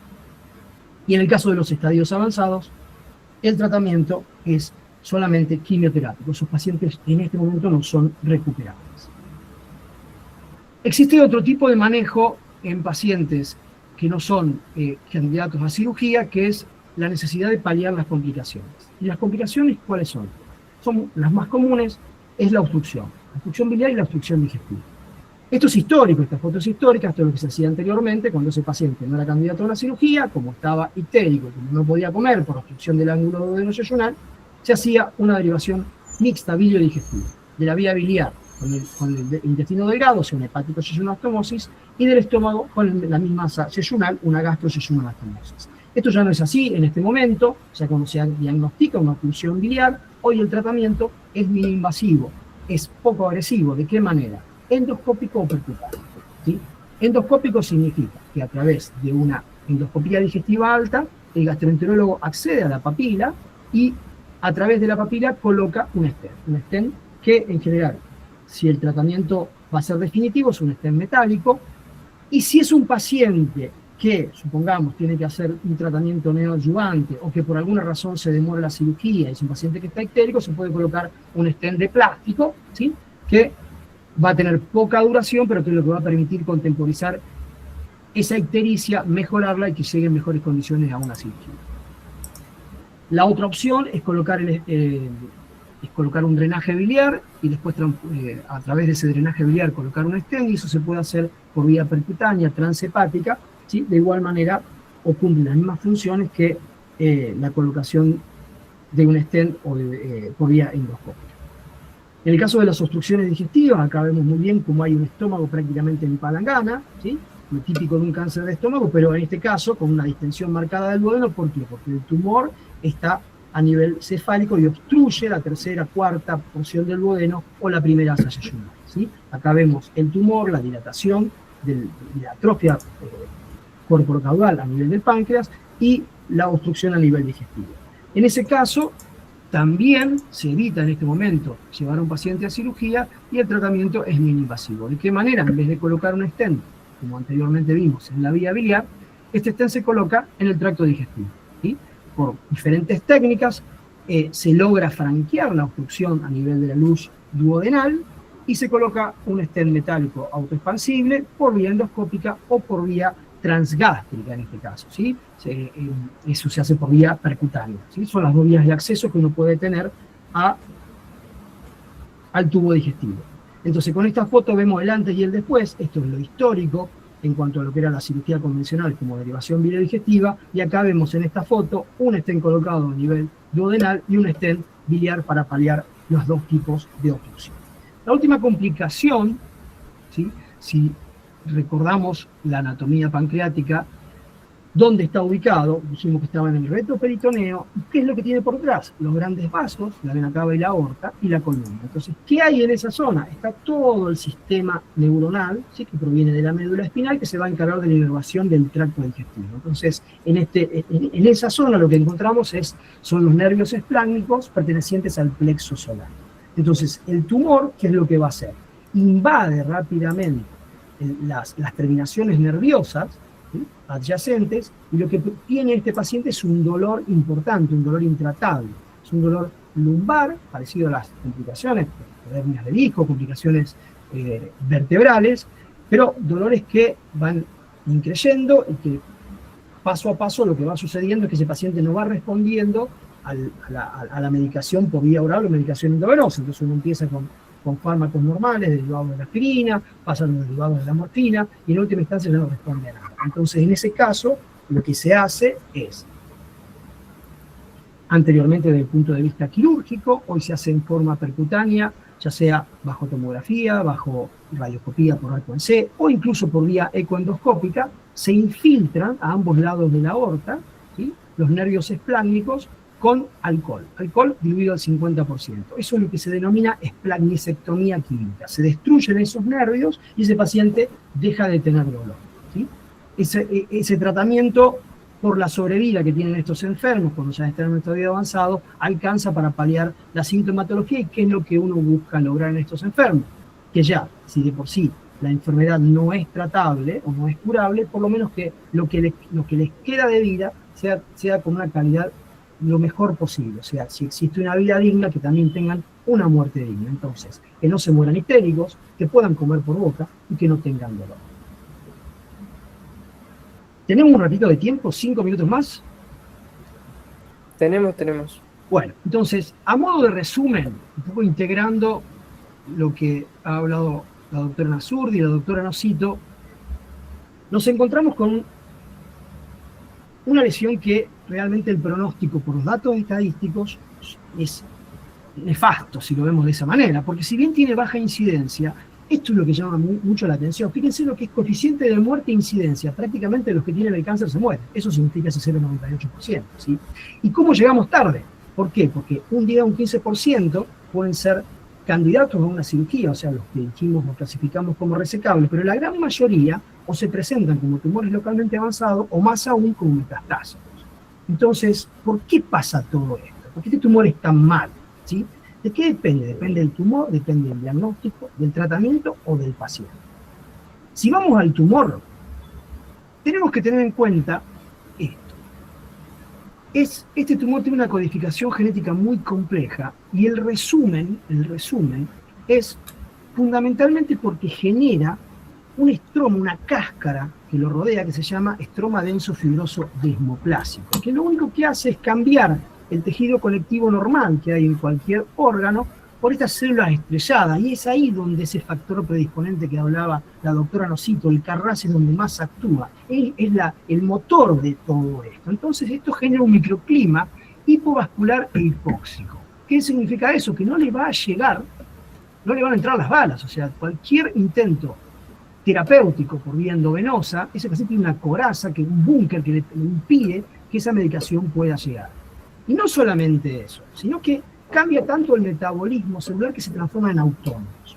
Autónomos donde no necesitan de nada, ¿sí? De autoabastecimiento, ese es un autoabastecimiento absoluto, y eso ¿qué hace? Que el tumor se desarrolle y que encima pueda agredir en forma externa. O sea, por eso lo comparo a un búnker, a una cúpula antivisilística. O sea, no te entran las balas, tenés comida para 30 años y encima podés atacar. Así se comporta desde el punto de vista histológico. Por otro lado, ¿dónde está ubicado? ¿Sí? Es una lesión que la palpamos, ¿sí? Está en el retroperitoneo. Son tumores muy chicos, ¿sí? Que agresivos, por lo que mencionamos anteriormente desde el punto de vista histológico, entonces por eso que el diagnóstico es tardío, la sintomatología es específica, y encima en el medio de una esponja vascular y linfática, que es lo que le permite diseminarse. Desde el punto de vista clínico, bueno, lo que mencionamos anteriormente, ¿sí? El que tiene suerte se pone ictérico, pero el que está en cuerpo y cola no va a llegar a ponerse ictérico. ¿Y ese con qué va a debutar? Va a debutar con la astenia, la dinámica, la pérdida de peso, los signos paraneoplásicos, o con la invasión neuronal y el dolor lumbar, que ya es llegar tarde, ¿sí? Pero desde el punto de vista bioquímico no tenemos muchos elementos, ¿sí? Porque en general si ese paciente se pone ictérico va a modificar el hepatograma, ¿sí? Ahora voy a remarcar algo que dijo Cristina y a tenerlo en cuenta, y que es la diabetes de reciente comienzo. Esto es comparable al paciente de 60, 70 años que se pone anémico y es estudiado por una anemia microcítica, le estudian la médula y lo que termina teniendo es un tumor de colon. Acá pasa lo mismo, o sea, presten atención a ese paciente que no tiene antecedentes familiares de diabetes, que no tiene antecedentes personales y que después de los 50 años comienza con una diabetes de difícil tratamiento, la llamada diabetes tipo 3, ¿sí? Bueno, de todos esos pacientes que no tienen antecedentes y comienzan con diabetes, entre un 15 y un 20% tienen un cáncer de colon. Entonces, a ese diabético no está de más pedir alguna imagen, una tomografía, inicialmente como para ver si ese paciente puede ser detectable precozmente. Por último, vamos a las imágenes, ¿sí? En cuanto al diagnóstico. Esta es la clasificación del TNM, ¿sí? De la American Joint Committee on Cancer, donde remarco el tamaño. Fíjense que un T1 es un tumor que mide menos de 2 centímetros, ¿sí? Y es la lesión detectable precozmente que mejor está asociada estadísticamente en cuanto a sobrevida. Ahora, ¿cómo detectamos a ese paciente? Es muy difícil por lo que hablábamos anteriormente de la sensibilidad de las imágenes. Entonces el estudio para la detección precoz, ¿cuál es? Es hacer un screening. ¿Qué es hacer un screening? Son pruebas diagnósticas para la detección precoz de un tumor. ¿Y cuál es el gol estándar o el mejor elemento para poder llegar a esto? La econdoscopía. Sería muy fácil preguntar por qué no hacemos econdoscopía a todos, ¿sí? Como hacían los japoneses, que con un colectivo los metían en el colectivo y le hacían endoscopía digestiva alta y baja, y de esa manera detectaban con las altas el cáncer precoz en cuanto a el cáncer de estómago precoz, porque el tumor de páncreas tiene una incidencia muy baja. Y en este momento, los costos fundamentalmente hacen de que no esté indicado como método de screening hacer ecoendoscopía, ¿sí? Pero bueno, sería un poco la única forma de poder detectar estos pacientes en forma precoz. ¿En quiénes están indicados? En estos pacientes, en este grupo que es un 10%, que tienen alguna codificación genética, ya sea por predisposición familiar, o sea que tienen que tener, no es que tiene una prima, una tía, para que sea considerado como factor de riesgo familiar o grupo familiar, tiene que tener 3 familiares de una misma línea germinal con cáncer de páncreas. Esto significa mamá, tía, abuela, pero todos por la línea materna. Papá, tío, primo, pero todos por la línea paterna, ¿sí? Ese es el paciente que tiene una predisposición familiar, pero no llega al 10%. Y los otros son los síndromes hereditarios que están asociados al cáncer, que ya fueron mencionados. En esos pacientes considerados de alto riesgo, los estudios genéticos o la ecoendoscopía estarían indicados y son los que van a tener un cáncer de páncreas a edades más tempranas. Con respecto al tratamiento, ya hablamos de la agresividad que implica una duodenopancreatectomía cefálica. O sea, son cirugías muy agresivas que conllevan una alta morbilidad, ¿sí? En las mejores manos. Las complicaciones que puede tener una duodenopancreatectomía están hoy por hoy rondando un 30 o un 40%, obviamente con diferentes grados o diferentes tipos de gravedad, ¿sí? Y una mortalidad que está por debajo del 5%. Pero también tiene mucho que ver el hecho de que estos pacientes puedan ser operados, y está demostrado que aquellos pacientes resecables, ¿sí? Que en el término de un mes posteriores al acto quirúrgico comienzan con tratamiento adyuvante, van a tener mucho mejor pronóstico que aquellos que demoran el comienzo de la adyuvancia. Entonces, la agresividad quirúrgica también tiene mucho que ver en los malos resultados que tenemos con el cáncer de páncreas, ¿sí? Entonces, y por otro lado, el paciente. Dijimos que son pacientes añosos, analizamos las comorbilidades. El cáncer de páncreas deteriora mucho al paciente, por eso hablamos del ECOG, del performance status, ¿sí? La pérdida de peso, la astenia marcada. Todas estas cosas lo que terminan produciendo es diferentes grados de indicación en cuanto a la aceptabilidad del tratamiento quirúrgico. Y el combo hace que todo esto termine en el pronóstico. Entonces, ¿por qué tan mal pronóstico? Porque el tumor es pequeño, porque está mal ubicado, porque tiene una agresividad natural, porque el diagnóstico es tardío, por la relación tamaño, síntomas, sensibilidad de las imágenes, porque el tratamiento médico o el quirúrgico son agresivos, la quimioterapia no es inocua, ¿sí? Y la mejor quimioterapia es la más agresiva, ¿sí? Y que además necesitamos pacientes aptos para esta terapéutica apropiada.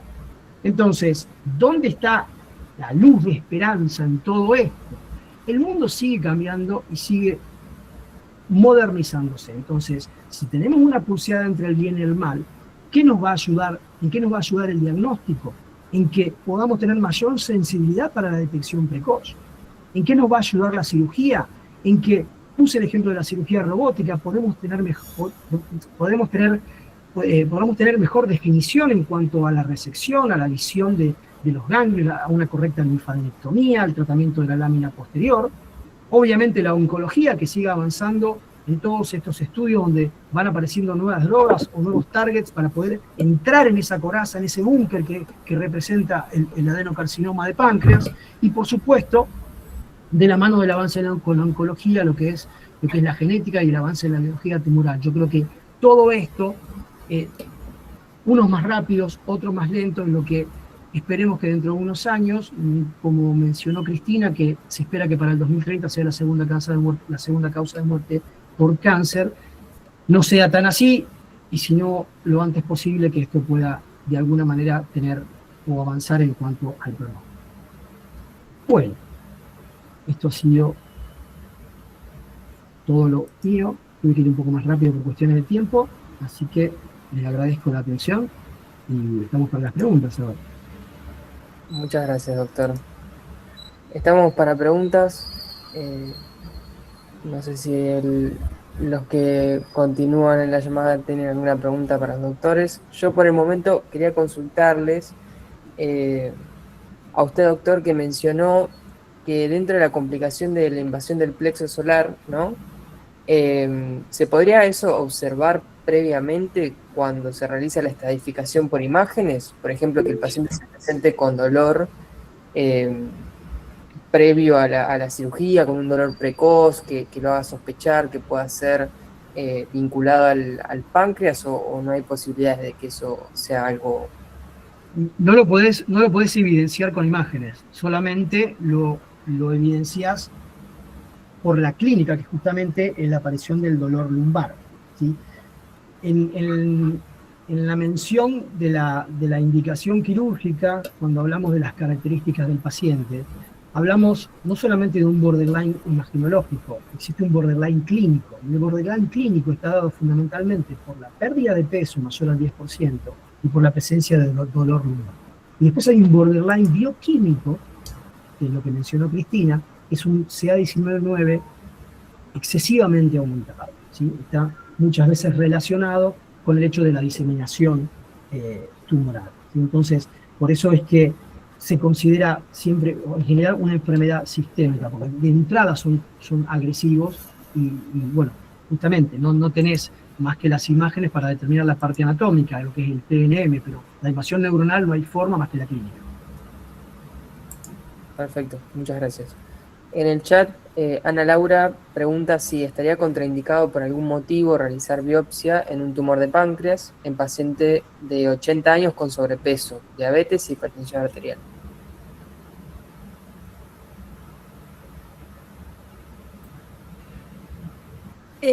A ver, como dijo Juanjo, no existe edad para realizar o no una biopsia, ¿no es cierto?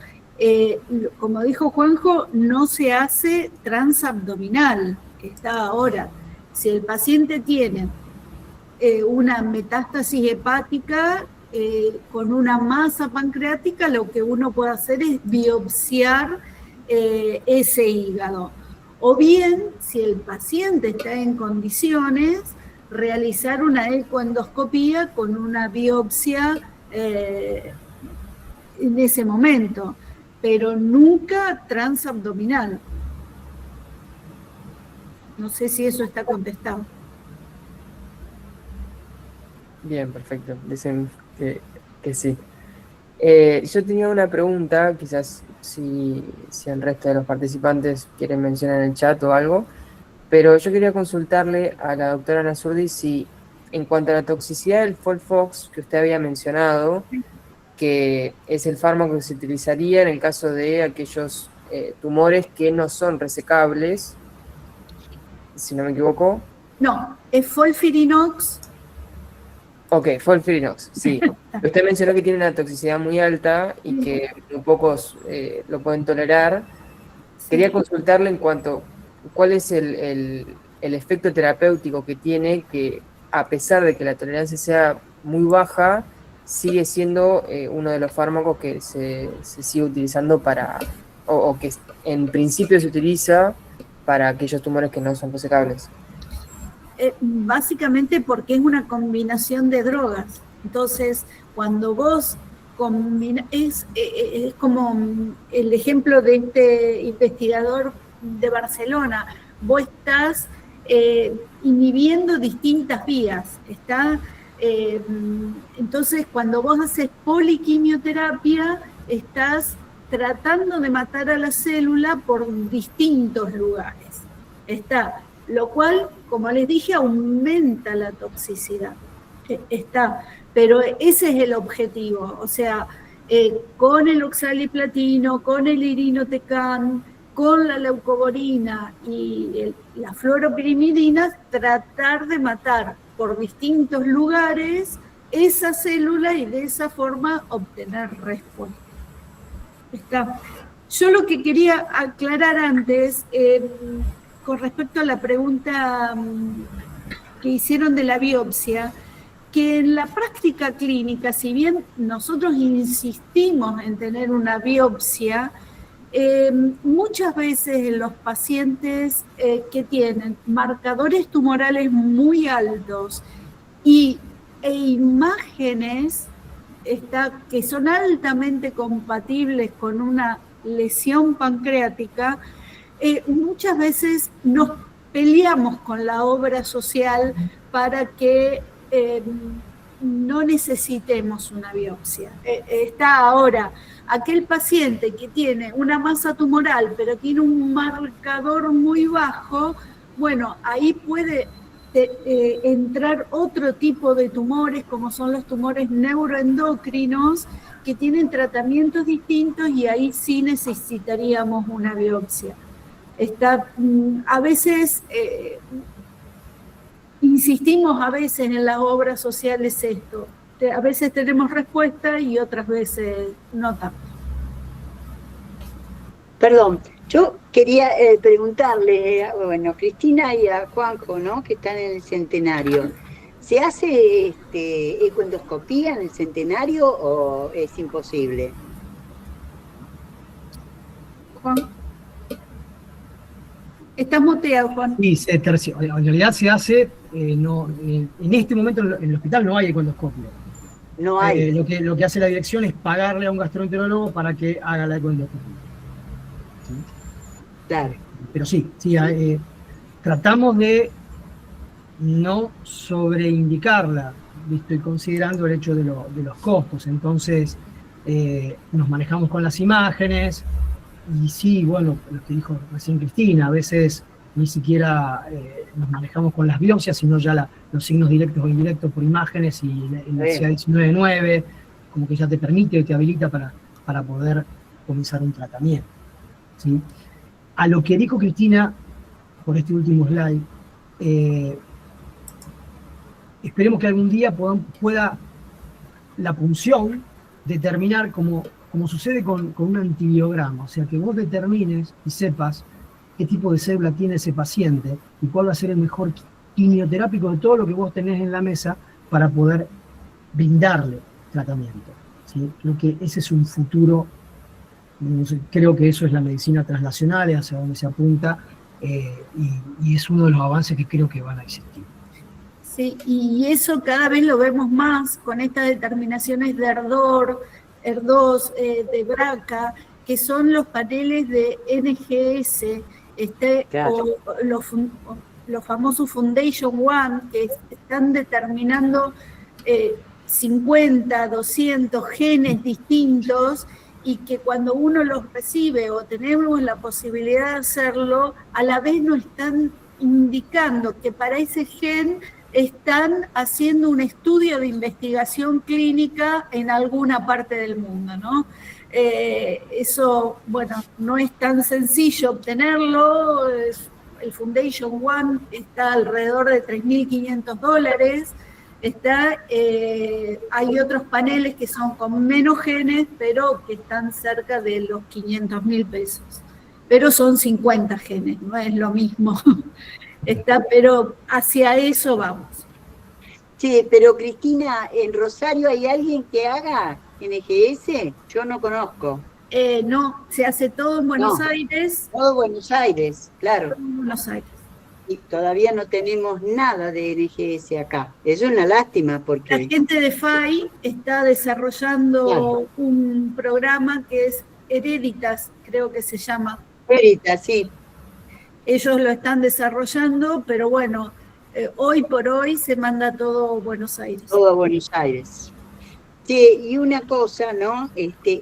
No para patear el tablero, sino que cómo hay que pensar y estar estudiando constantemente. Un caso que vivimos hace poco, un paciente con un CA19-9, no me acuerdo cuánto, pero altísimo, altísimo. Obviamente cáncer de páncreas. Todas las imágenes absolutamente negativas. El cáncer de páncreas no estaba. El páncreas estaba sumamente lindo. Bueno, el señor terminó teniendo un adenocarcinoma esófago-gástrico, ¿no? Y bueno, buscamos bibliografía y está totalmente descrito que los adenocarcinomas esófago-gástricos aumentan también el CA19-9. Por supuesto es excepcional, pero eso me lleva a decir cómo uno tiene que estar constantemente en actualización, ¿no? porque, bueno, nunca me imaginé una cosa así. Para mí 19,9 es páncreas y nada más, ¿no? Pero Sí, bueno, era un en realidad comentario. los tumores de colon o el resto del tubo digestivo pueden elevar el 19,9 junto con el SEA. Esos, o sea, tienen la asociación de ascenso. Sí, lo que pasa es que este hombre era una cosa monstruosa el nivel, ¿no? Y vos decís, pucha, es cierto que los pacientes no leen los libros, ¿no? Claro, tienen esa costumbre, mala costumbre. Mala. Bueno, Bueno, yo agradezco a todos y realmente las exposiciones de Juan y Cristina, excelentes. Me encantó, aprendí un montón. Sí, creo que hay una pregunta, levantaron la mano, capaz sin querer. Por el momento en el chat no hay más preguntas. Así que bueno, nada, para dar el cierre quería agradecerles a nuestros 3 disertantes por la gran claridad con la que han compartido sus conocimientos y las prácticas para el abordaje. Bueno, en el chat también están mandando sus agradecimientos y agradecemos profundamente su tiempo y la generosidad de volcar su experiencia con nosotros. Y también gracias a todos los presentes por participar y acompañar esta actividad. Esperamos que haya sido un espacio que les haya brindado la oportunidad valiosa de seguir formándonos con una mirada crítica y un fuerte compromiso ético. Así que, sin más, les agradezco a todos y que tengan muy buenas noches. Bueno, gracias. Gracias. gracias a ustedes también. Hasta luego. Nos vemos. Chao, hasta luego, gracias.